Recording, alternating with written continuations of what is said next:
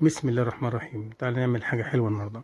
معانا 2 بيضة في الخلاط، مع كوباية سكر 150 جرام، مع كوباية زيت 150 ملي، مع معلقة صغيرة من الخل الأبيض العادي، مع ربع معلقة مية زهر، ربع معلقة صغيرة مية زهر.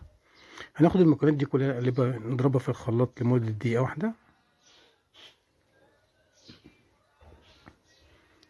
عليهم كوباية لبن 150 ملي برضو، مع ذرة ملح صغيرة.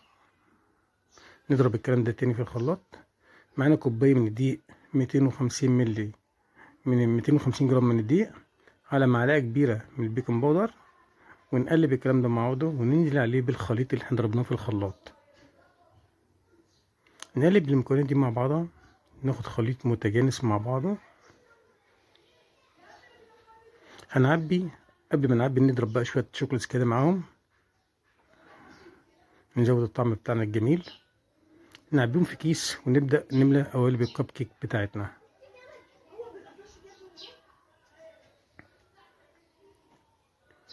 نص العيون هنملاها بس، ونسيب النص التاني المادة الرافعة مع البيض يرفعوا لنا الكيك بتاعنا. تمام كده. طب الباقي ده بنعمل فيه ايه؟ نشوف اي فورمة عندنا ألمونيا نفضيهم فيها. ده كله من 250 جرام دقيق. معانا شوية سكر بقى كده نحطهم على الوش، وندخله فرن 180 درجة لمدة ربع ساعة. الكب كيك ما بياخدش سوا جامد، بيستوي بسرعة.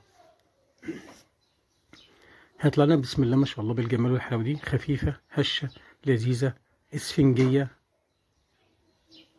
بسم الله ما شاء الله على الجمال والروعة. وادي الكيك بتاعنا، وادي القالب بتاعنا قلبناه جميل زي الفل. طعمه خطير بصراحة، بسم الله ما شاء الله، روعة وريحته جميلة. وصلى اللهم على سيدنا محمد وعلى أهله وصحبه وسلم.